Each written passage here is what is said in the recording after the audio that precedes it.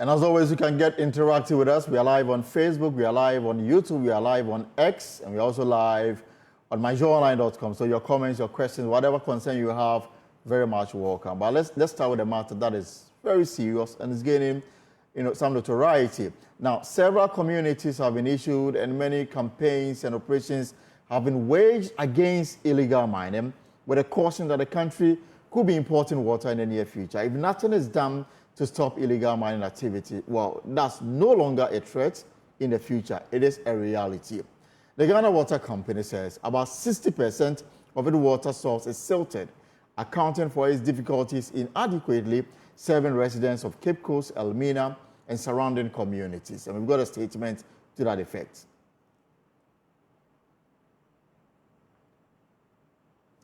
So that's the Ghana Water Company. They say that management of Ghana Water Company wishes to inform its cherished customers of water supply challenges within Cape Coast, Elmina, and surrounding communities in recent times.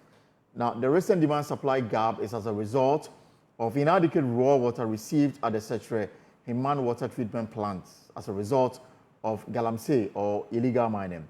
Now, pollution of the Pearl River, along with its cause, and most especially at the catchment for abstraction, has reduced water embankment to the barest minimum.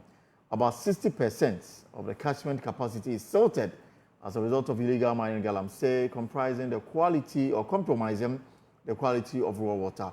We are currently recording an average turbidity of 14,000 NTU instead of 2,000 NTU, designed for adequate treatment. Currently, the plant is only able to produce 7,500 meters of water a day, a quarter of which installed capacity.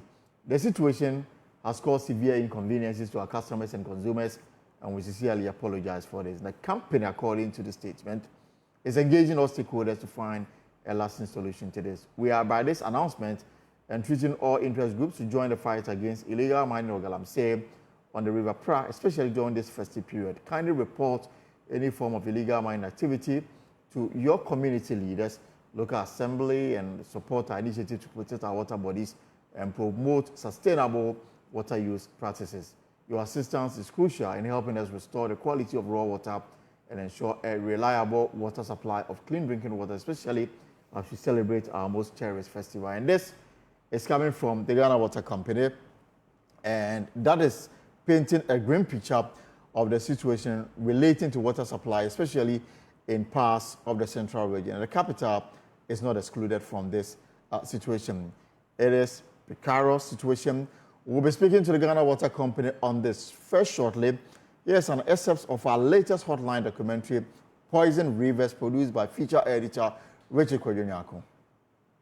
The chief of Achim Afiasa, Otafrija Achiman Kwenin II, expressed worry over the destruction of the Ekruso, Jetibi, Okufo, Boshenso, Brim, and other river bodies, which has forced residents to rely on sachet water. He, however, criticized successive governments for failing to fulfill its responsibility to protect these vital national resources and the environment at large. He also called on corporate organizations operating within these communities to prioritize the development. In their Low Beach community, polytanks stand like silent guards, collecting precious rainwater to sustain the residents. These tanks, along with a scattering of wells, are the lifelines for households, providing water for daily chores in a place where every drop is cherished. Despite the increasing cost of the sachet water, the community is forced to rely on it for drinking, a costly and unsustainable practice. Those days, our mothers used to fetch it to wash their dishes, their clothes, for bathing, but these days it's very difficult for them to even fetch the water. You can testify it because it's very dirty. Daniel Fiase is appalled about the lack of action to deal with the menace of illegal mining that is wiping out their livelihoods. For now, what we have adopted is to get a community well, so that one will help us, because relying on this water is not 100%. So we are no more relying on this water. You live by the river, but you are not... relying on it. Do they still fish in this? The fish, they are doing it, but it's not like those days. Because, this river? Yes, because since the water is very dirty and a lot of chemicals, it is also affecting the life of the fishes in the water, or all the aquatic organisms in the water. In the Shamar district of the Western region, 6 communities have become a testament to the havoc caused by rampant illegal mining. Over 3 years, diarrhea cases have surged alarmingly from 5,000 to 10,000, a stark indicator of the deteriorating water quality. Communities relying on contaminated water sources are at risk of waterborne diseases. The long-term exposure to heavy metals, according to scientists, can lead to chronic health conditions, including neurological and kidney problems. Anytime you mine gold, the soil, God created the world in such a way that once everything is locked up, we don't have problem. But once you disturb the soil and you pick the gold comes with arsenopyrite rocks. So once you pick the gold and take out the gold from it, the others are there to cause havoc. Those of us who find ourselves around this place, we are directly affected because we get our water from the Pra River. And today, the Pra River has become a mining hub. A whole factory of mining gold is at the Pra River. So we are directly affected. Even though all the water bodies that have been abstracted by Ghana Water Company are affected, we are the most affected. Look at the color of the Pra River. It's no longer a river, it's become a mud, more or less, with all these heavy metals and the mercury. And so it becomes a problem if you want to use it directly. But even the sachet water, we don't know how they are backed. Whether it's the same tap water that they go to hide somewhere. Everything is possible in Ghana.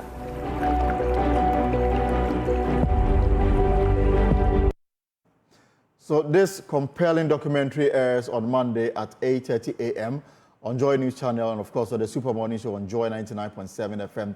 But joining us now is Nanaya Berema, Communications Manager at Ghana Water Company for the Central and Western regions. Also Erastus Saridon, my colleague with Love FM, who's done extensive work exposing illegal mining activities across the country. Is also currently at a Galamsey site and he'll be sharing with us what he is witnessing. Also, as usual, when it comes to these matters, we can't go past Awulai Sewa, Eco-Conscious Citizens Ghana.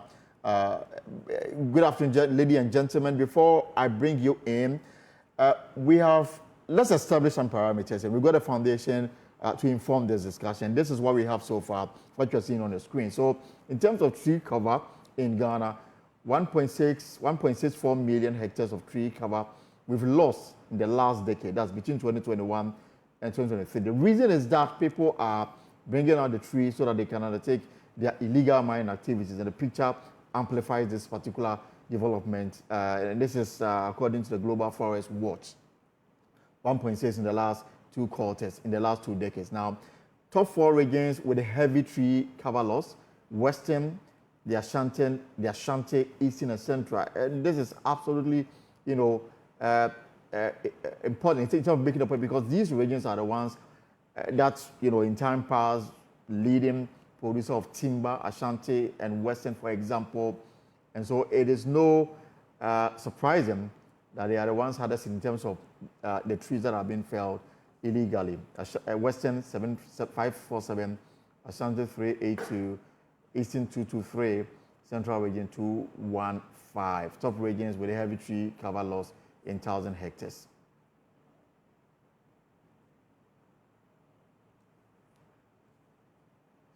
Right, so these are some facts that, will inform the discussion we're going to have pretty shortly. Again, the tree cover loss in Ghana, 3.4% of tree cover loss occurred in areas where dominant drivers of loss resulted in deforestation. So that's what you see on your screens now. And again, this is by courtesy of Global Forest Watch.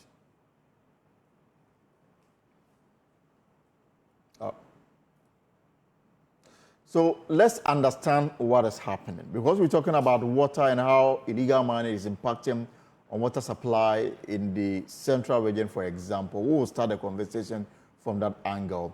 And of course, I'll bring in my colleague, Erastus Ayodonko, who is at an illegal mining site, if you like. And of course, we'll get to understand what civil society make of this current development. Nanaya Berryman, Nanaya, good afternoon and welcome to the poll. So how dire is the situation in the central region? My thinking was that central region shouldn't have any issue with illegal mining.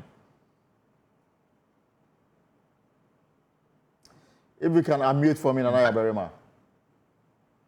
I've unmuted, really. Thank you so much. I can hear you loud and clear. So my thinking before the show was that, I mean, when we talk about illegal mining, the focus should rather be on Ashanti, Eastern, and the Western region. Central region shouldn't be having this. So why is it difficult, or is becoming extremely difficult to, sanitize the water and supply to homes? Well, I must say that you have been disappointed big time. In fact, whenever I see on TV the devastation caused by illegal mining, especially as you were rolling the documentary, yes, I was just sighing and nodding my head that we could live in a country where such a thing is happening. Water, they say, is life. So to destroy your water body is to commit suicide.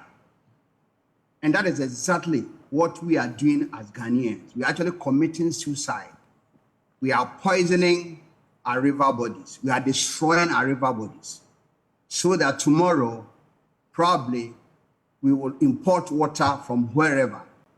Well, if you say you're going to import water, if that country where you want to import the water from destroyed their water bodies, where would you be getting the water to import from? A very important question. You read the statement that was issued from Central Region.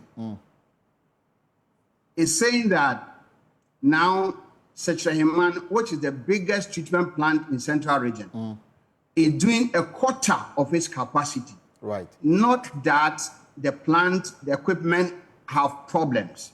No, it is just because the pollution of the Pra River is such that we cannot do anything more than that.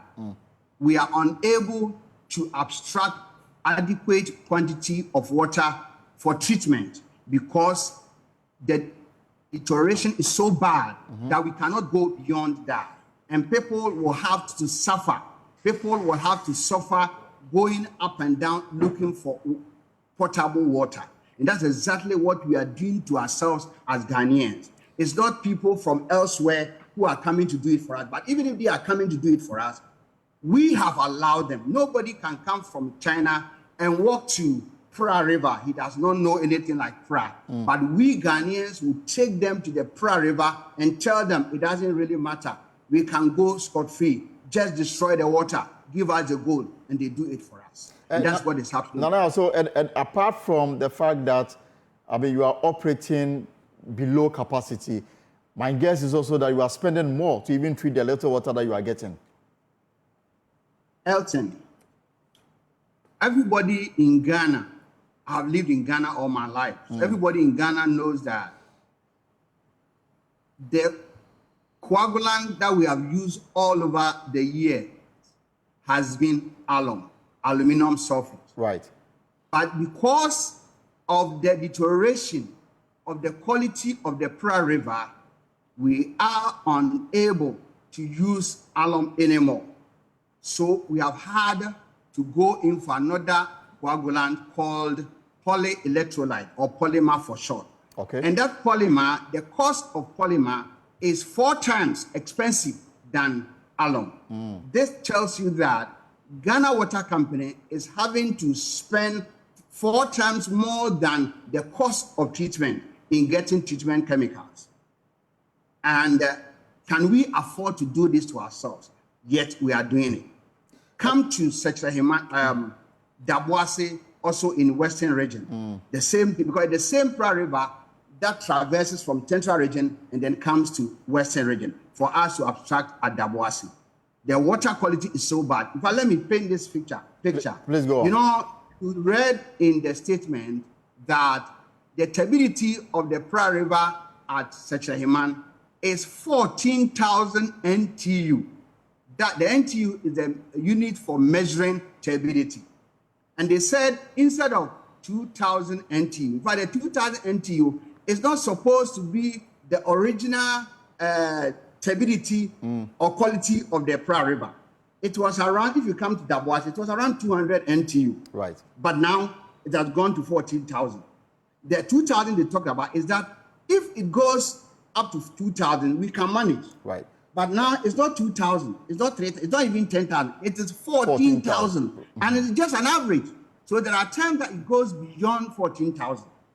And Ghana Water Company must do magic, perform magic, and reduce it from 14,000 to 5 NTU. Can you imagine the work that Ghana Water Company has to do before we can get a drop of water to the homes of customers?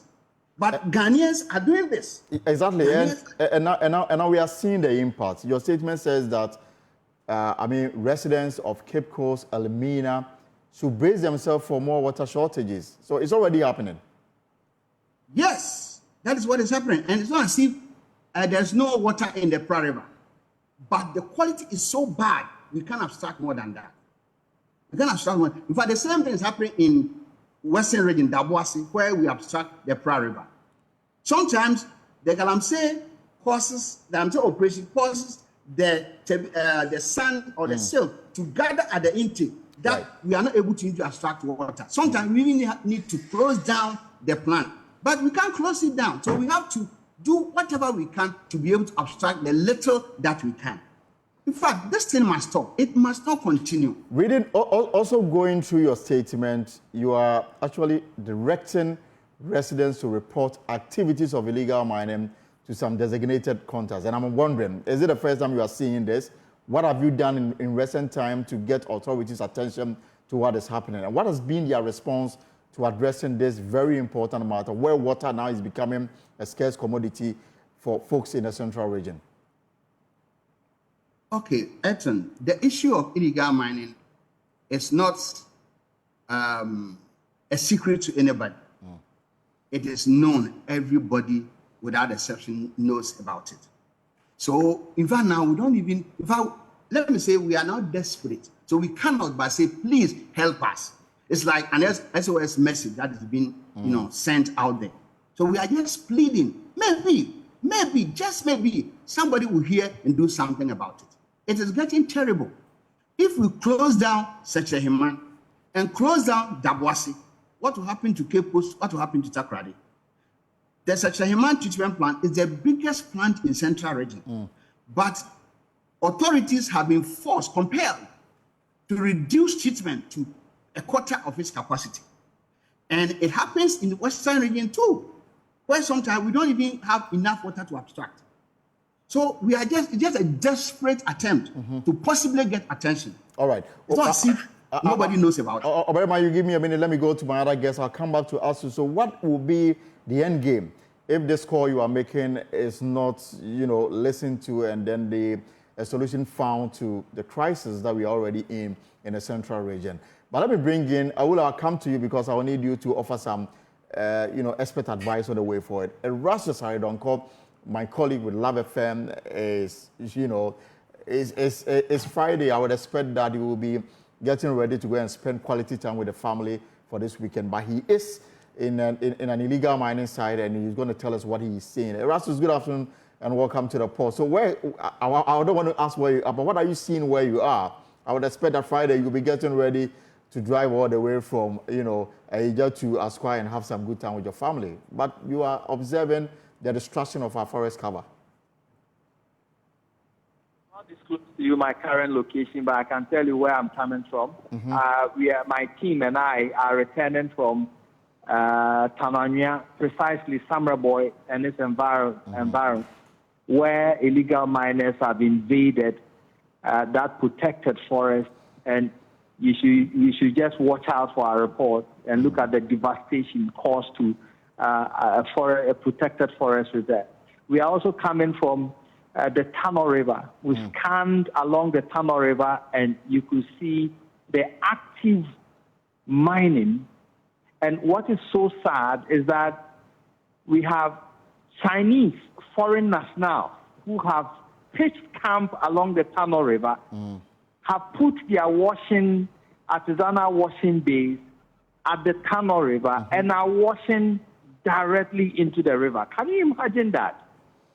And let me say that this administration, the president and his appointed ministers, the EPA, the Minerals Commission, are all superintending over a crime that is killing everybody across the country. And they are not bothered. Because why would you have all major rivers across the country contaminated?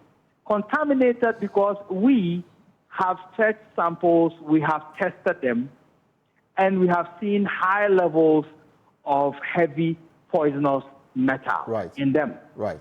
So Nana Yabema is talking about not being able to treat it. We are talking about not even being able to even lift poisonous heavy metals from the treated water. How can a leader superintend over this emergency and still sleep as if nothing has happened? So the places that you are, where you are now, and the fact that you're reporting some foreign nationals, engaged in open, mining. I mean, are they doing so together with our own compatriots? At the Tano River, along the Tano River, we just flew our drone and we pictured them. Some of the Chinese nationals are driving the excavators themselves, contrary to our own mining regulations on the involvement of foreigners in active mining on the ground. In small-scale mining, Yes. And we have our own people watching on. I just asked one of the gentlemen, who is a Ghanaian, I asked him, why would you want to do this to your own country? Because back in China, you will be penalized severely, including a death penalty, if you should do that in their own country. And we are doing this in our own country and watching them pollute our river. Now, Nane Abema is talking about the Pra River. We have traced the tributaries of the Pra River across all the Wasa towns.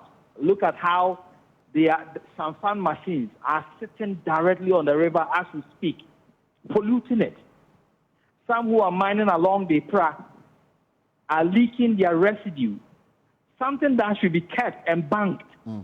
Tailing dams are banked because the people who mine know the poisonous things that you find in the tailing dams. Now we are washing directly the tailings into the major river.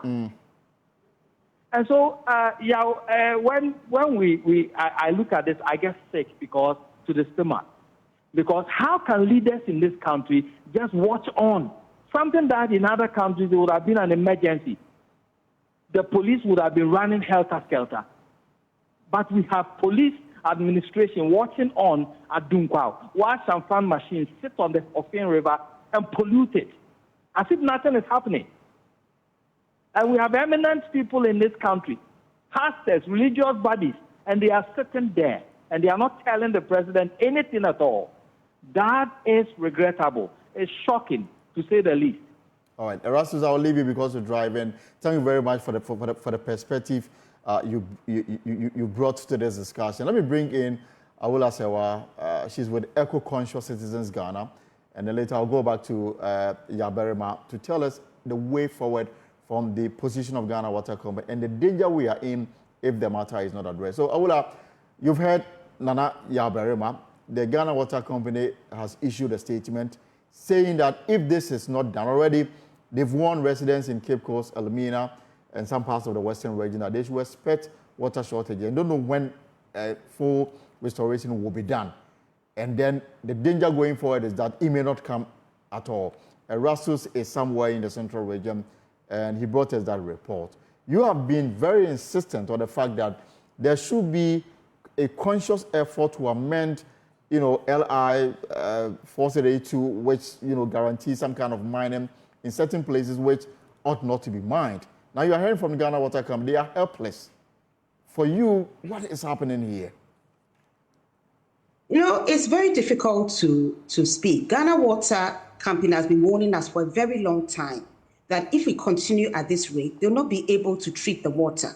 And this is what has come to pass.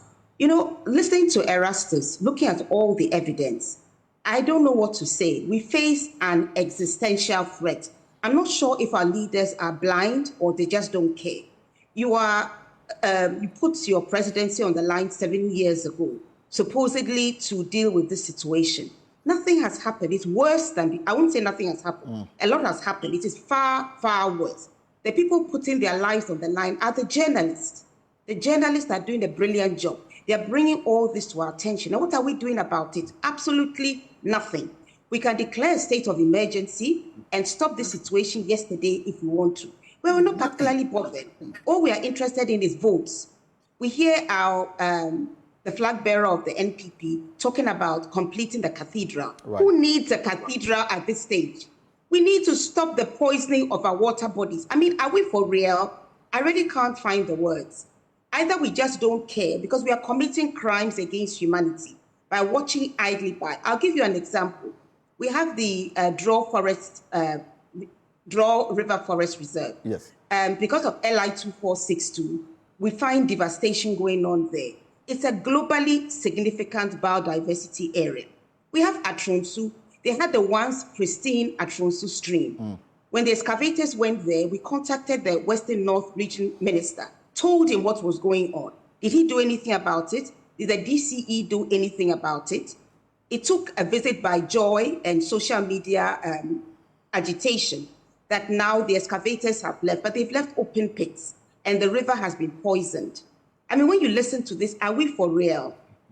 Do we not understand that we are signing our death warrants? We are committing suicide.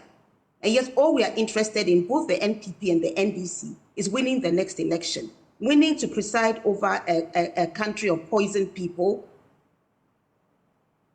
I mean, I really don't know what else I can add. No, but I mean, let's situate this matter. I mean, when this matter became so pronounced, and the Minister for Lands and Natural Resources, Samuel Abujinapo, led this government onslaught, announced certain measures, including no entry to our forest cover. I mean, government had an elaborate plan to deal with this matter. The question really is, hasn't government done what is supposed to do? Is the situation not the fact that citizens have become No, let's be very, very clear. Government is complicit in what is going on. I mean, you can say all the fine words. The proof of the pudding is them eating. What actual steps have been taken? Look at the Tano Nimiri Forest Reserve. Journalists and others uncovered the devastation going on. Akonta mining were said to have been involved. The president went out of his way to exonerate them. Has any investigation been conducted? Have any prosecutions? Not at all. So we're not serious. Then Parliament goes and passes LI 2462. Yes. If you want to protect your forest reserves, why on earth would you go and pass LI 2462, which not only allows mining in forest reserves, but also in globally significant biodiversity areas such as Atiwa and the Draw River Forest Reserve?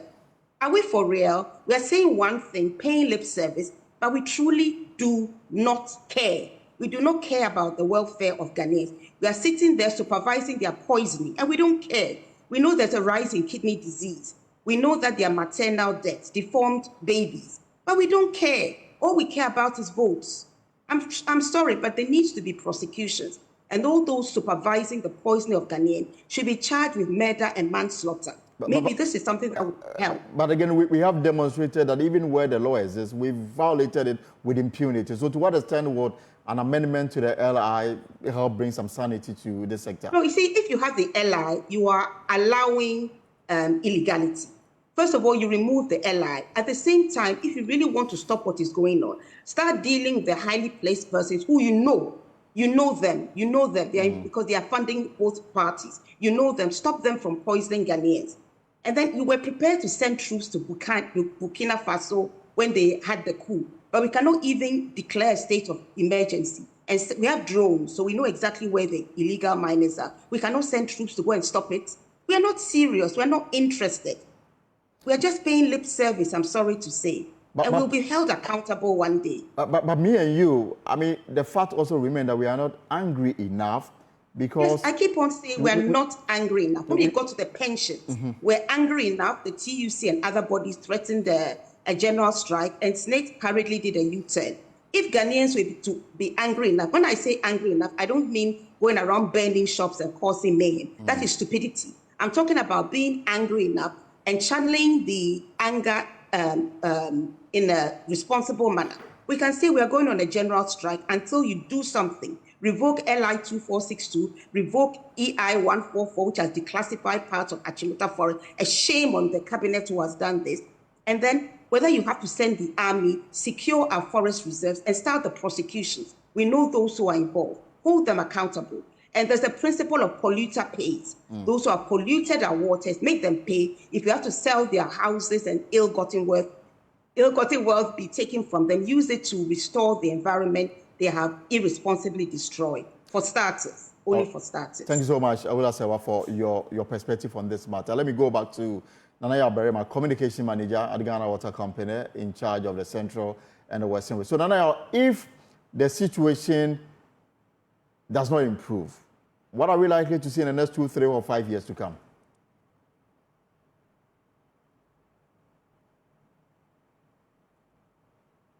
Yes, again, you may have to unmute for me so that we can hear you. Yes. Sorry about that. Yes, for your information and for the information of those who are watching us and those who may watch later. It happened in the past where Chebi in the Eastern region. Right. The treatment plant there was shut down for over a year because the turbidity of the water then rose up so high that we could not treat it. So for over a year, we were not operating that plant.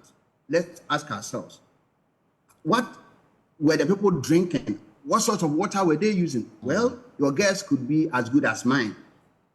If you go to Bunso and Osino, as I speak to you, as and when the raw water quality goes beyond treatment, those plants are shut down. River Bonsa near Takwa also is a haven of Galamsey operators. In fact, I have to say that the consequences are there. We may get to a point where such a human treatment plant could be shut down. The same may also happen to Daboase, our treatment plant. In fact, Daboase water treatment plant. Are we far from such a thing happening? We are not far at all. The rate at which we are destroying this river with impunity. You see, with impunity because the person knows that, oh, he can go and do it and get by. I mean, go scot-free. Nobody will do anything. And please, permit me, as a preacher of the gospel, I want to say that the Bible says, let no man deceive you. God is not mocked. Whatsoever a man soweth, that shall he reap. Right. Those who are directly doing the illegal mining, their financiers, their accomplices, those who could do something about these practices, these obnoxious but these deadly practices, and have turned blind eye, either because they are benefited from it or they don't care, they will reap whatever they are sowing. Whatever you do, good or bad, there is a fruit, there is a consequence. So let's bear this in mind. It is so sad that Ghana could sit down for such atrocities to be committed. Yeah, the atrocities, because they have dire consequences on human life. The water we are drinking is being poisoned, but we don't care. It's going on. And Ghana Water Company is the one that has to bear the brunt of treating mud. In fact, we are treating mud, but not raw water. It's mud that we are treating. But in the past, so please, somebody should do something about it. But I want to ask, in the past, have there been collaboration with the police, for example, or the districts or the regional security council to try and see if they can get a handle on this? But has there been such collaboration in the past? As I speak to you, not too long ago, I spoke with somebody who is going to send me the phone number of one police officer. He is the Marine Police Director at port. We understand that there were some, in fact, not too long ago, the Minister for Sanitation and Water Resources came and inaugurated some speedboats. We have arranged with the police commander in Western Region here that they are going to deploy some men on the Pra River. Right. So once we are able to get either one or two of these speedboats, they will be able to use it, if nothing at all, to just drive them off. Do you have any idea when these speedboats will be available to do the patrol? We are working on it. I'm sure once we are able to get them, the regional police commander has given us assurance that once we are able to get the facilities, the equipment, the thing they are demanding, they will be able to do that operation. Let me tell you, not too long ago, I think in April, no, March, before the independence, they went to Seshehiman, Daboase and Bosomase with that. Just the presence of the police commander, his 2IC, and some men and women of the police service. When we went there and the Galamsey people, I'm sure they heard, they got a tip off that they were around. They left the place. And the turbidity of the river came down from 14,000 to 4,000. It means they were scared, so they ran away. But later when we didn't continue with that, then they came back. So we are hoping that once we are able to get all the resources that have been demanded, requested by the police, we are sure that something new will happen. But somebody must do something about it. Of course. That must be done and must be done urgently. But before I let you go, for those who are watching and listening to us in Cape Coast, in Elmina, what is the assurance that they will have normalization of water supply in the foreseeable future? Elton, this cannot be a promise from Ghana Water Company because we are not the ones polluting the river. We are not the ones polluting the source of the river. So those who are polluting the source of the river, when they stop, it is said, kuku kukunu jaya, so when they stop polluting the river, we will get good quality water, treat it, they drink it, and we also get our money. All these things are also affecting our operations in a very negative way. All right. Thank you so much for your time this afternoon. Yaberima is with the Ghana Water Company in charge of communication for the Central and the Western region. I mean, the danger is in front of all of us. Something must be done. And I guess those who are listening and have the authority to do something about it will act and act urgently before we start importing water from neighboring countries. But let's say a little longer on matters relating to this matter, because the Ministry of Environment, Science and Technology and Innovation is intensifying its effort to manage electronic waste in Ghana with a focus on collection, proper disposal and recycling. The ministry is collaborating with private recycling companies to establish 3 new electronic waste collection centers across the country. Dr. Vincent Natichre, the team lead for e-waste management unit at the ministry, shared these insights during a stakeholder engagement at the Electro Recycling Company. More in the following report. According to data from the Environmental Protection Agency, in 2019 alone, Ghana generated about 52,000 tons of e-waste. However, much of this waste is managed under poor environmental, health and safety conditions. Open burning of cables and manual dismantling of lead-acid batteries remain common practices, contributing to significant environmental pollution and posing risks to human health. The Ministry of Environment, Science, Technology and Innovation believes that collaboration with private sector players like Electro Recycling Ghana will be key to improving the management of electronic waste. Dr. Vincent Natichre is a team lead for the e-waste management unit at the ministry. Currently, we are dealing with it at Abubulishi. We are starting another one with Caritas in Ashaman, and then Kufridia will also come on board, hopefully, and then Kumasi will come on board. Tamale is also doing similar. So those are we are spreading our wings, and it is not Mesty's initiative. Mesty is also asking private individuals who wants to do that also to come in. Clearly, you see that this is a sustained initiative. Electro Recycling Ghana, an indigenous Ghanaian company, is at the forefront of responsible initial treatment and proper recycling of electronic waste and used batteries in Ghana. After touring the company's facility here in Accra, both the German ambassador to Ghana, Daniel Kroll, and the ambassador of Switzerland to Ghana, Simon Giga, expressed satisfaction with the current state of recycling efforts. They advocated for increased funding for such initiatives. It's a wonderful company that is working in a very, very important field in recycling and upcycling and refurbishing. So this is a very important piece in the puzzle when we talk about climate change and how we can, all over the world, can cope with climate change. So that's a very important piece. You know, Ghana keeps impressing me, honestly. I've been now in this country for 2 years, and you somehow think you get used to certain things, but you don't. Because what I got to see today is really something that is very creative, with a lot of potential.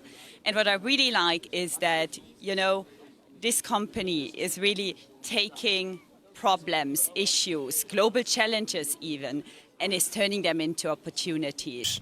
Co-founder of Electro Recycling Ghana, Nanaya Konedu, urged the government to facilitate better cash flow to the private sector, enabling more robust partnerships to address the e-waste challenge. Funding means, funding bianca ni interest no in this ruby bre because say I think a difficult time kakra e man aye wo mu nti no e decline but when say climate change idea na me ka earlier say sabe uchi sikusie wo village na usoja obi ote amamane to say America no so no e the concern man because we see no any borders or a cover bia nti no green funding idea bi as a government me set bi ana say it me government me boa yen na ya address that problem no e bit ma assess so afi among other countries because many of the waste near Wahanon so no be no and generate a beef when a buy. But I think say EPN so and shake a crank a crabby or but at say it me kumu kakra any mestimo Minister of Environment na yetimima a dear way ecoso. With the serious risks posed by improper disposal of electronic waste to both public health and environment, there is an urgent need to prioritize finding lasting solutions to the menace. For Joy News, Prince Kudoges reports.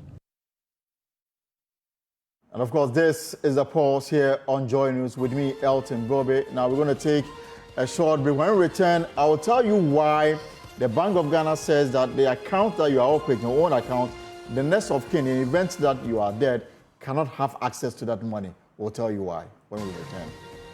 Welcome back to the pulse on Joy News. And of course, we are live on YouTube, we are live on Facebook, on X, and of course, on myjoyonline.com. Let's settle on some other stories now. And the minority in Parliament is against government decision to deploy the military to enforce a ban on the exportation of grains.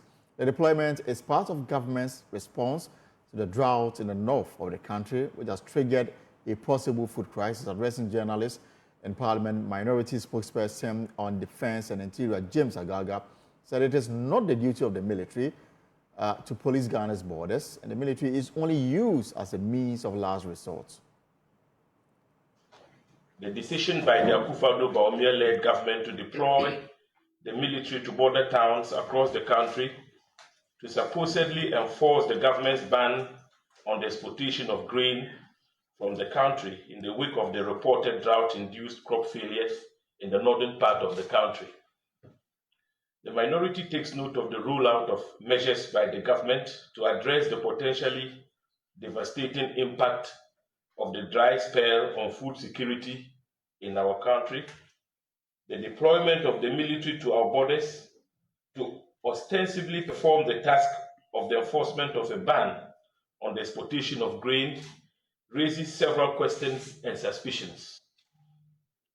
First, neither the Minister for Food and Agriculture nor the Minister for Defense, who announced the ban and deployment of the military, adduced any evidence to establish the inability of our immigration and customs services to enforce the prohibition in question to warrant the military's involvement. The Immigration Service is statutorily empowered to manage and patrol the country's borders as a first line of defense. The Customs Service, on the other hand, complements the Immigration Service in the exercise of its preventive functions along our borders. Consequently, any attempt to deploy the military when there is no evidence to show that the Immigration and Customs Services will be overwhelmed in the enforcement of the ban on the exportation of grain heightens our suspicions. Indeed,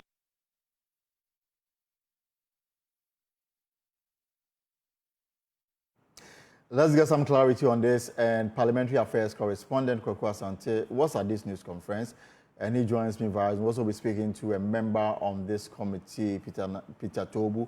Also, so Kwaku, I mean, where is this suspicion coming from? To say that in 2016, and in particular 2020, I should say, in the lead up to the 2020 general election, government did say that they were studying secessionist attempts in the Volta region, for which reason they deployed military men to that region. In their opinion, that was just a ruse by the government to intimidate voters and ensure that voters do not turn up in their numbers. And they do not believe that the military should be used to enforce a grain export ban, because the military is only the option of last resort. They say, like you heard in the tape, that the Customs and Custom Division of the Ghana Revenue Authority supporting the men and women who patrol our borders every day are enough. And their suspicion is that it appears government is just using this as an attempt to suppress the votes ahead of the 2024 election. Listen to James Agaga make that allegation. That in the run-up to the 2020 presidential and parliamentary elections, the Akufo-Addo Bawumia government heavily deployed the country's military, particularly in the Volta and Noti regions, as part of a carefully orchestrated strategy that scared eligible voters from exercising their franchise. The pretext for the massive deployment was the alleged secessionist threat posed by what has now been established as phantom groups. Interestingly, once the elections were over, the secessionist threat suddenly evaporated. Let me take that again. Interestingly, once the elections were over, the secessionist threat suddenly evaporated. Subsequently, the Akufo-Addo Bawumia government ordered the military to return to barracks. Such is the political chicanery of the government we are dealing with. So Ghanaians have reason to take the recent announcement with a pinch of salt. The Minister for Agriculture, Honorable Brian Achampon, who made the border closure announcement, is the very person who has declared time and again to do everything to wreck the chances of the NDC to win the December 7th, 2024 elections. His reckless and incendiary statements have attracted widespread condemnation and exposed him as the arrowhead of the MPP gang working to undermine free and fair elections and thus destabilize our dear country. Honorable Brian Achampon will stop at nothing to execute the dastardly plot hatched by the government, which he brazenly accepts. All right, thank you very much, Kwaku Asante. Let me bring in a member on this committee, Peter Tobu. Honorable Tobu, good afternoon. Welcome to the poll. So, I mean, we've been made to understand that this is an emergency situation that requires all hands on deck, all hands on board to deal with this matter. Therefore, I'm trying to appreciate where this fear and pessimism is coming from your side. My brother, let me say good afternoon to you. Good afternoon to all my brothers and sisters in your station, and good afternoon to our cherished listeners and viewers. Let me just probably summarize the whole press conference in a single statement. Right. What we are saying is that today, if somebody tries to export 1 bag of maize across Hamlin into Burkina Faso, you require a soldier to go and stop him. The Ghana Armed Forces has a mandate. The Ghana Immigration Service has a mandate. The Customs, Excise, and Preventive Services of the Ghana Revenue Authority has a mandate. And it's come to protecting our borders ordinarily. It is the duty of the Ghana Immigration Service and that of the Customs, Excise and Preventive Service. If it is a threat that is beyond their capacity, you can get the military involved. But here is the case. Excuse me, we live in a very technological world. Right. And we have the Ghana Meteorological Services Authority or department. And I'm not very sure that Meteo would have advised government of the change in climate and the change in weather and the likely impact of not enough rainfall this year. I'm not sure that they wouldn't have done that. So we are quite aware of this drought that befell us. That notwithstanding, what is the business of a soldier at the border to prevent somebody from carrying grain across the border to go and sell? Unless we are saying that as we speak, the Ghana Immigration Service is so non-functional to the point that even in collaboration with the Customs, Excise and Preventive Services, they are so ineffective that we will need our military to do this job. My brother, let me be honest with you. Many years ago, in other words, some few years ago, if you find a soldier in town in his camo or his green, do you know the amount of respect and reverence that they attract in that uniform? Is it the same today? It is not. The reality is that we are gradually destroying the hard-won image of the Ghana Armed Forces. The armed forces that we revere so much, and we are so proud of them globally when you get out of this country. We are gradually misapplying the army, denting their image, and it will come back to haunt us. One day, you will find a soldier in town, and it is happening recently. You find a soldier in town being beaten by civilians, and you wonder, is it the real military uniform that these guys are wearing? The uniform alone attracts respect. So when you even see a soldier misbehaving, because of the respect for that uniform, nobody has the guts to go attack them physically. It is happening now. So let's speak to it, and the fact that misapplication of the armed forces is a dangerous thing to our democracy. It is bad.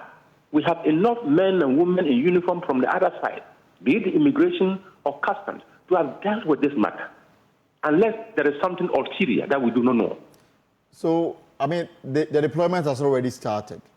So I'm wondering what more you want beyond making the score. Well, we've cried out to Ghanaians. Everybody have heard us. And we are in an election year, and we are saying that, like what happened in 2020 when they deployed heavily in the Volta and Oti regions, with the claim that they were trying to deal with secessionists, only to recall the military back to barracks immediately after the election, completely telling us that was a red herring. It is the same strategy that they want to unveil. And we are saying, in the 2024 elections, lessons learned should prevent us from repeating what we can call misapplication of the military.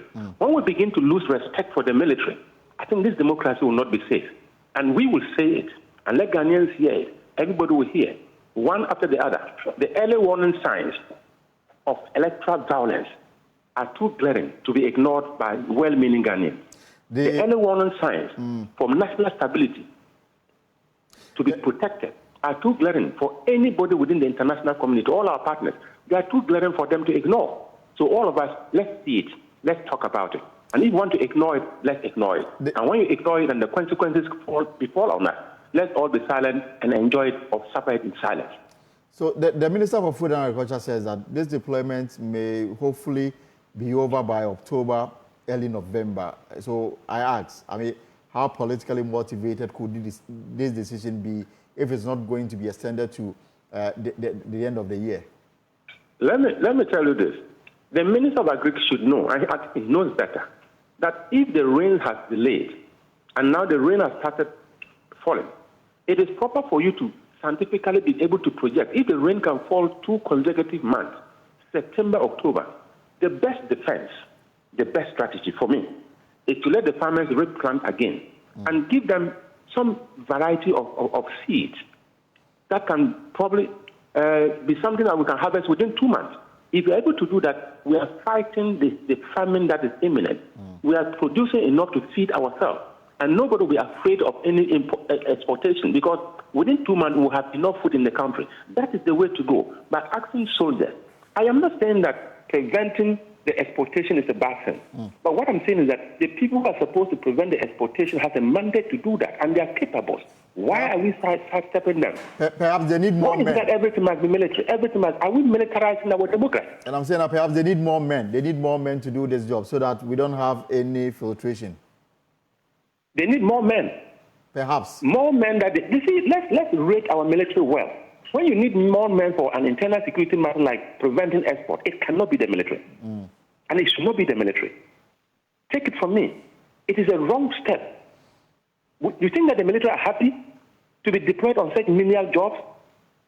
They are not, because their image is at stake. Well, we are in Ghana, and somebody has the power. He is the commander-in-chief of the Ghana Armed Forces. It's not a permanent position. It is not permanent. It was meant for him to provide us with some leadership, which he has failed, and we are continuously failing. I thank you so much, and I wish you safe travels because I understand that you are traveling. Honorable Peter Lanchini Tobu, member of the Defense and Interior Committee, still related to politics, is the fact that John Dramani Mahama, the NDC's flag bearer, has vowed to shake up the management of COCOBOD if elected, stating that the cocoa sector had deteriorated under the MPP government. It promises to restore the industry to its former glory. One of the reasons why we're having a rapid depreciation in the city, apart from the debt defaults, which is one of the major reasons, is also that traditional sectors that provided inflows of foreign currency have collapsed. The major and minor season in the cocoa industry this year is providing only 447 tons, 1,000 metric tons of cocoa.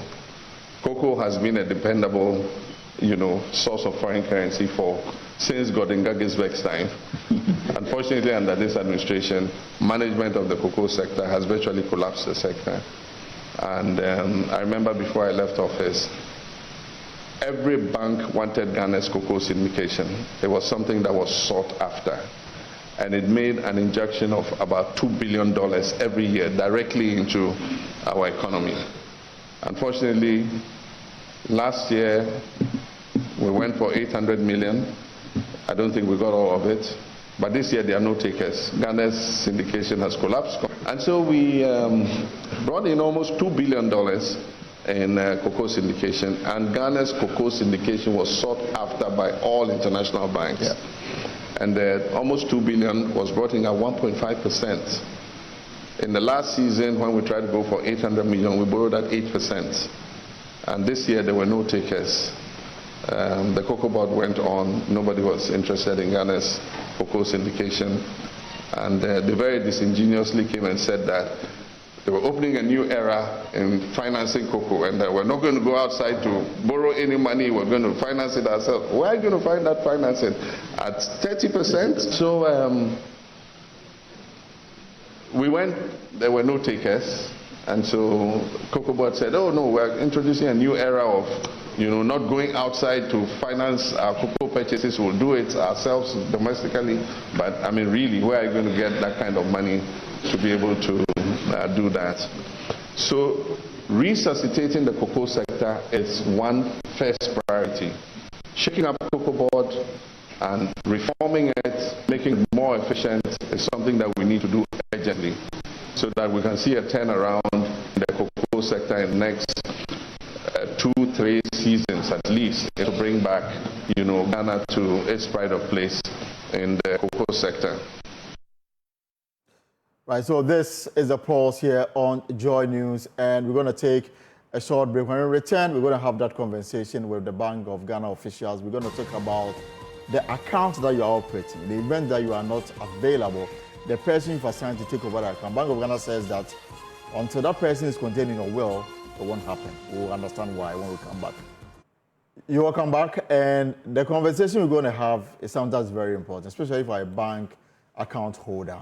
And if you are listening, of course, I'm sure by the time you are done with this conversation, you might want to have some amendment to your bank details. And of course, something that you need to do in the event that you are not longer available and somebody must take over your account. The Bank of Ghana has some details for it. Now, the Bank of Ghana is dispelling a widespread misconception that being named as the next of kin grants automatic access to a deceased relative's bank account. Now, contrary to popular belief, the bank says the only legitimate means to accessing these funds are through the execution of a will or the formal administration of the estate. The Bank of Ghana deems this clarification critical to inform Ghanaians about the proper legal procedures in the management and inheritance of financial assets. Thankfully, the Assistant Director for Financial Stability Department with the Bank of Ghana, Augustine Amwako-Donko, joins me in the studio. And of course, we're going to put a number on the screens. If you have a question, send us a WhatsApp so that I can share with Mr. Amwako-Donko as we go through this very important subject, especially if you are an account holder. Mr. Donko, you're welcome. Thank you very much. So why this clarity? Thank you. So we have observed from our public education activities across the country over the years that there is this misconception. Okay. So sometimes you are out there engaged in financial literacy activities. When it comes to the questions and answers session, even when you may not have even discussed this or mentioned it, it will come up. It will come up. You know, somebody will ask a question or make a comment which will suggest that that person believes that the next of kin that they would have appointed is the one who is going to take over that account in the event of their death. You know, and over the period we have tried to dispel this misconception.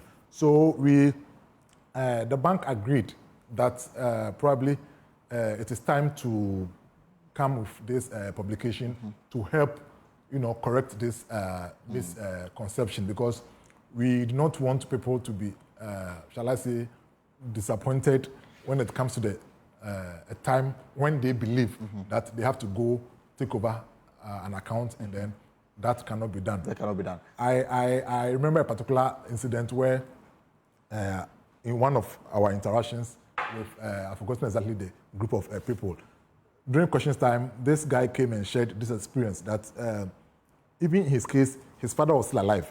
He was the next of kin. He said his father didn't like going to the bank. Okay. So he was doing everything. The posties, on behalf of the father. Whatever, yes. And so the bank there, everybody knew me. Everybody knew me that this account, I'm the one who will praise, even though it's not mine. And he said on one occasion, from returning from wherever he went, he decided to pass by the bank. To withdraw some money? To check, no, to check the balance. Okay. Okay. And then the bank refused. And he reminded them that you all know me, that this bank, this account, I operate it. In addition, I'm the next of kin. I just want to know the balance. You know, so he was quite furious and unhappy. And so he brought it up at that program I'm referring to. So it appears, and unfortunately, it's a lot of people. It's a lot of people assume that you're being nominated as a next of kin grants you automatic access to that account in the event that that person is not available. It's not available. And now you say that that is not the case. That is not the case. So first, let's try and establish why the bank demand that you provide such response when you are opening an account. Why is it so that you provide next of kin if that next of kin cannot inherit that account in the event of death? Yeah. All right. So, you know, as part of what we call the know your customer issue, when you are having a relationship with a bank, there is this regulatory requirement on the part of the bank to do a bit more to get to know you. Okay, so that is how come when we are opening accounts, they give us these forms, and you have to supply a lot of information, your name, your date of birth, where you work, your telephone number, and all those things. The bank or the financial institution would like to know more about you. Then the question about the next of kin. So you are asked to provide this next of kin. The primary duty or the role of the next of kin is to be a go-to person when it comes to the time when the financial institution is finding it difficult to establish contact with the account holder. Okay. So give us one person such that anytime we want to contact you, but for whatever reason we are unable to, we can fall on that person to either help us reach you or perhaps help us with the information or whatever assistance that we need concerning our business with you. Not necessarily because the person must inherit the account. No. That's always been the case. No, that has always been the case. So people keep asking, why are you changing the directive now? Why are you? It is not as if it didn't used to be the case and now we are. No, the next of kin has never been a rightful heir to the account. No, this is how it has always been, except that unfortunately it appears the misconception had been there for long. So now, if the next of kin cannot automatically inherit an account in the event of death, what is the process for inheritance?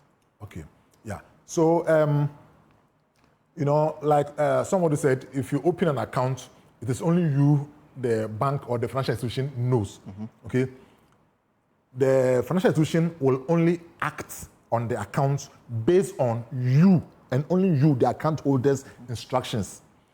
So once you pass on, definitely you are not available to issue instructions.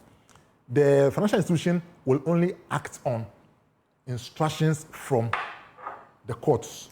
Okay, yeah. So there are two scenarios. First of all, if the account holder dies and then leaves a will, the person whose name is mentioned in the will to take over that account is the one that the account will go to. But even for that person, it is even not automatic that just because your name is mentioned, probably you take the will, you walk to the financial institution. What must you do then? What must you do then? There is a legal process you go through. Okay, so you go to the court and then you go through a process, I think the lawyers call probate, to obtain a probate. Okay, that is what will empower you to now have access to the account. So where an account holder dies with a will, this is the process the person who is named in the will to take over the account will go through. So it is a will that will give you the legal right to access the account. Exactly. After going through the legal procedure. After going to the legal procedure. That is when there is a will and then you are named in it. The second scenario is when the account holder dies without leaving any will. He dies interstate, yeah. So in that situation, again, their relatives or whoever believes is an interested party can also go to the legal process, obtain, I think what they call letters of administration. That will also empower them to have authority over the estate of this person, including the accounts in question. So with the letters of administration granted by the bank or the financial institution, you are now empowered to go and then begin the process of assessing the funds. Okay, so I think the other reason why people become a bit excited, emotional, worried about this situation is they assume that if the next of kin cannot have access to this account, then it means the funds are lost. Exactly. The family. No, exactly. The funds will never be lost. You go through these two processes I've outlined, you will definitely receive the money. Somebody was asking, what if these persons go through these processes, but for whatever reason, they are unable to access the account? And I was saying, I mean, if they go through the right processes, obtain the relevant, appropriate documents, I cannot readily think of any situation where they will not have access to that. Except where perhaps there is an issue with the account itself. Maybe the account is under investigation by authorities, Yoko, security services, maybe Bank of Ghana, whatever. Then that is a different issue. But granted that there are no such situations, once you have gone to the legal process and obtain your documents, you will readily have access to it. But even if, for whatever reason, this situation happens, still the account is not lost. What happens is, so now the account holder is not available. He's passed on. So definitely the account is not going to be operated. The account is going to be inactive. Now, in the banking system, if an account is not operated by the account holder for a period of 2 years, the account becomes dormant. Okay, and so it should be moved. The financial institution will move it to what we call a dormant register. And then the money? Yes, so it's the money that is moved into this special register we call a dormant register. The reason why this is done is that such accounts become vulnerable. Okay, so we would want to give it a higher protection. Okay. Once it goes there, one characteristic of a dormant account is that no money can be withdrawn from it. Okay? For about 2 years, we haven't seen the account holder, and therefore we are not sure who whether the is person coming. Exactly. Yes. So for any withdrawals to be made on a dormant account, that account will first have to be reactivated. So in this situation, in our discussion, the person who can reactivate the account is no more. So it means this account is going to be idle for a long time. Now, if after the 2 years that the account has become dormant, another 3 years elapsed. 5 years. So now it is 5 years. We have still not been able to establish any contact with the account holder.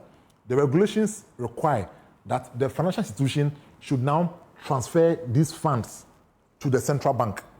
To Bank of Ghana. Bank of Ghana for safekeeping. Safekeeping for who? Thank you. Safekeeping for the account holder if they are still alive, but except that we may not have been able to find them out, or even if they are deceased, for whoever has rightful access to it. So in the example that we gave, this account holder has passed on, all this time has passed, so the accounts are now with Bank of Ghana, or even before it is moved to Bank of Ghana, it is still with the original financial institution. What the relatives can do is go to the legal processes that we have mentioned already, and then they go to the bank or the financial institution to have the funds. In a case where the funds would have been transferred to Bank of Ghana, same. Once the relatives of the deceased get or are able to establish that, oh, uncle had this account at so-and-so bank, they would just have to go through the legal processes, because in this case, the person is no more. Okay, so once you have the necessary legal documents, you go to the bank to make a claim. You'll be given a form, you fill, the bank will validate it, find out whether indeed that account existed, how much is in it, what you're asking for is yes. And then once they validate it, they will send it to Bank of Ghana. We will also do our validation. And then once it is passed, everything is okay, we will transfer these funds back to this financial institution so the person can access the account. Exactly. What if after 2 years, after the 5 years, nobody shows up, 7 years, 10 years, what happens to the money? Yes. So once the money gets to, and that is one of the reasons why we came out with this publication. Regulation for the funds to be transferred to Bank of Ghana. In the past, it didn't used to be that, but we will have a lot of complaints from some members of the public. They will come saying, I traveled outside the country, I've been out for 6, 7, 9 years. At the time I was leaving, I had this account here with this amount. Now after 9 years, I have come to make a claim, and the bank or the financial institution is telling stories. They can't find my funds, my balance, which used to be so and so, is now zero, that kind of thing. So now we have said that once an account becomes dormant, I have said that one characteristic of a dormant account is that nobody can make a withdrawal from it. Also, a dormant account will not attract any charges, any bank charges. Yes, okay, because we don't want a situation where an account that is dormant is inactive, it's not being operated.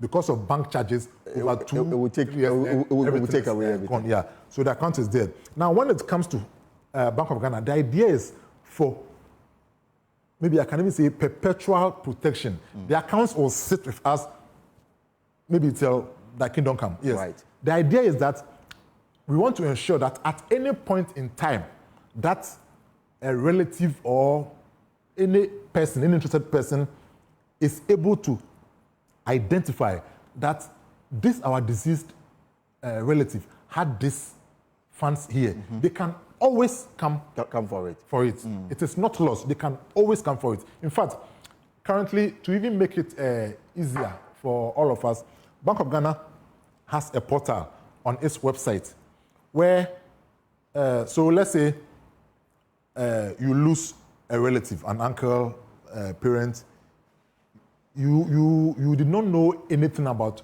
their banking activities, okay? They may have had some account somewhere, but you never knew.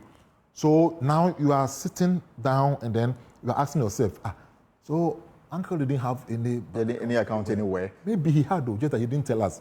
You can go to this portal and then do a basic name search.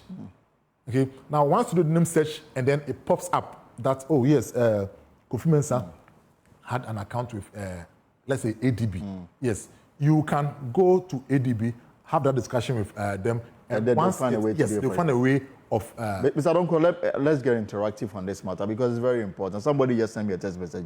He says that why, I mean, he went through similar issue. There was a will, they went through the legal process. The court is demanding 10% of the amount of money deposited in the account before they can allow it to go. Is it lawful? So, but before I answer that question, let me bring in Kofi Fomadan. Kofi Fomadan, good evening, welcome to the post. What is your question or comment?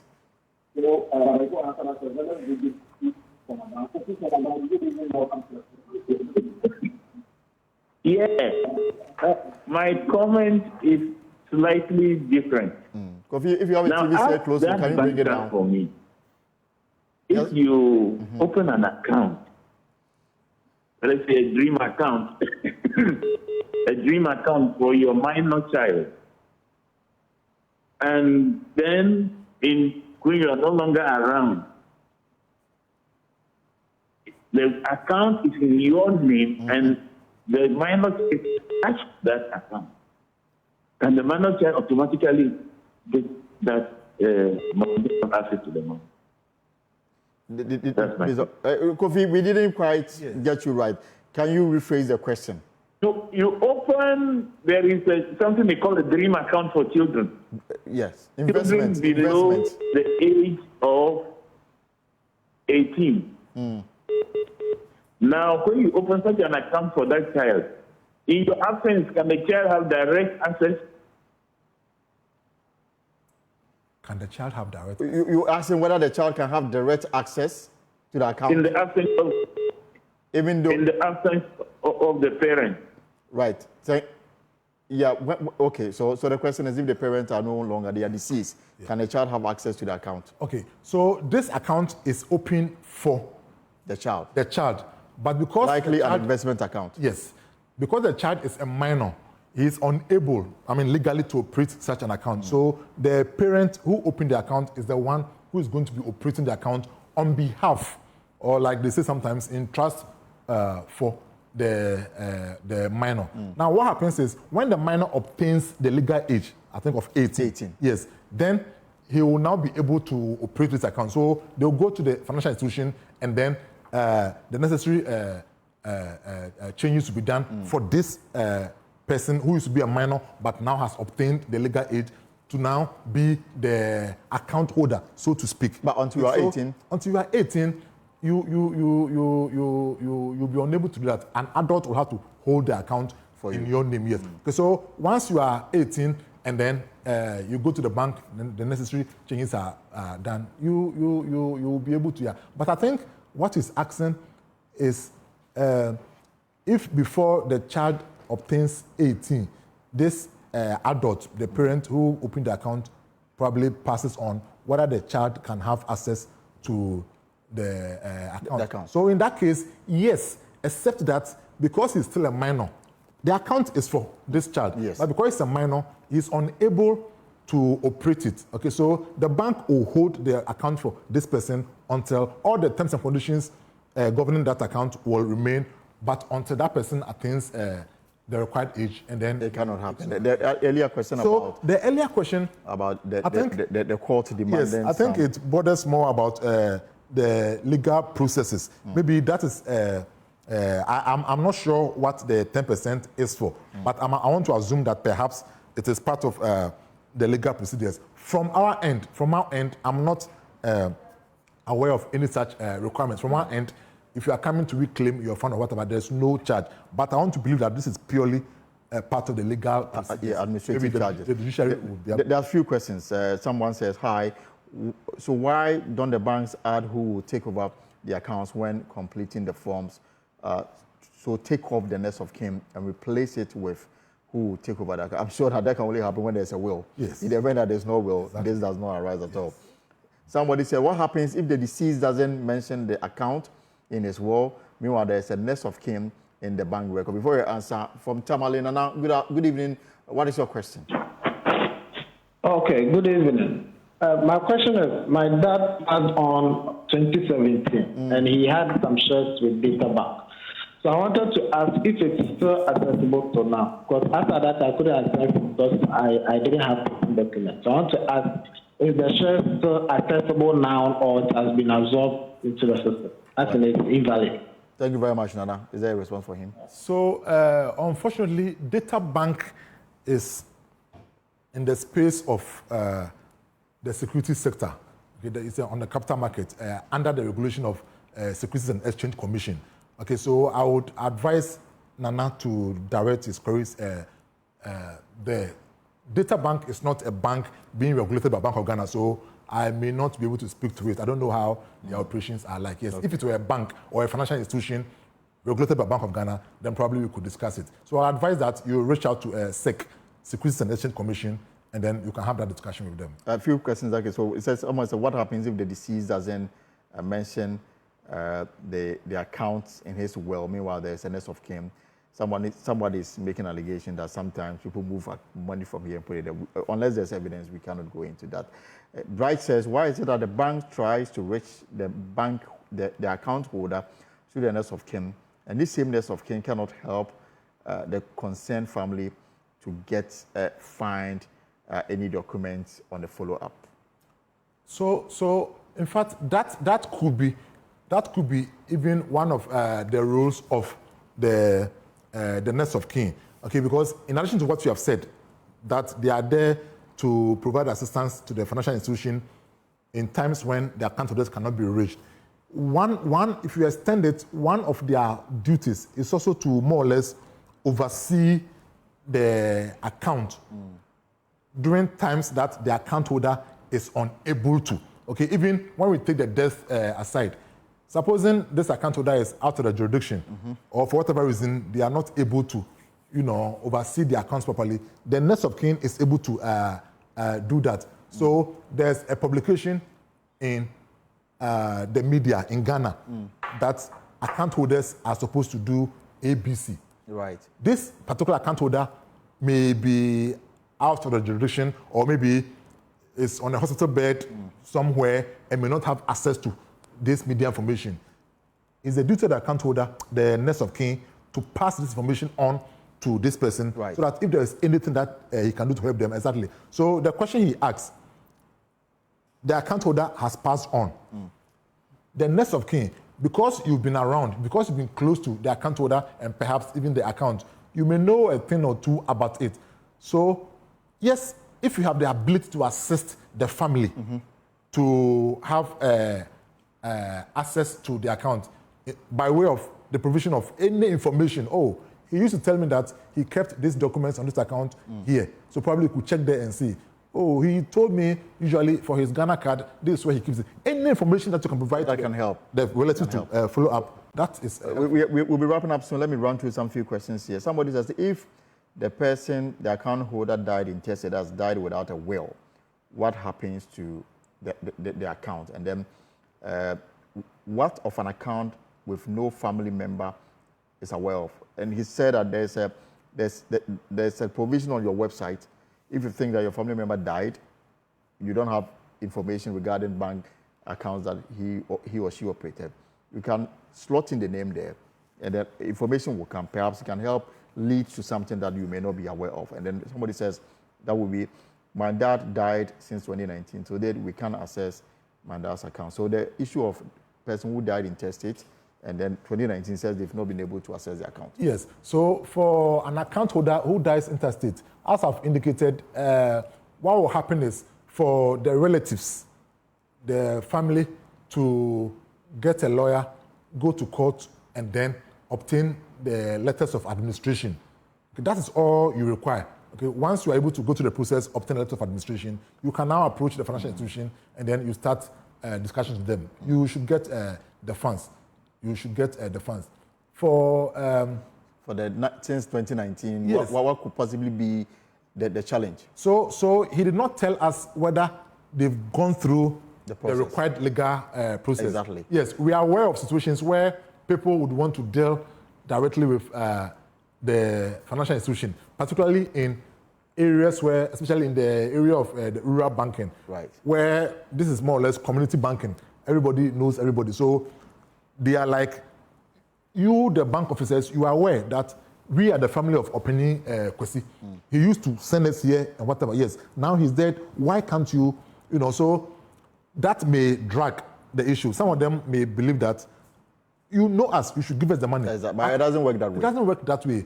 Once you go through the legal processes, obtain the relevant documents, honestly, I cannot see why the bank will not, the financial institution will not give you access to the funds. Otherwise, you can still go back to the court for the court to make some further. But unless we have further information as to why, regardless of the family having obtained all the necessary legal documents, they still cannot have access to the funds. Like I said, except in a few situations where maybe the account itself or the account holder had some issue, okay, such that the account has now been placed under investigation for whatever reason. Suspicion of money laundering, whatever. Exactly. Security forces are investigating the anything. That aside, it should not be difficult to claim the funds once you've gone through the required legal processes. So basically what you're saying that to avoid confusion and litigation, make a will. The will indicate who will take over the account. Yes. I think the lawyers always advise us that it is very, very important that we do it. For some reasons, people hesitate a bit, but that is it. But aside that, the other important thing that we want to say, unfortunately, people get disappointed when it is said. But this afternoon, I listened to your midday news. Right. Again.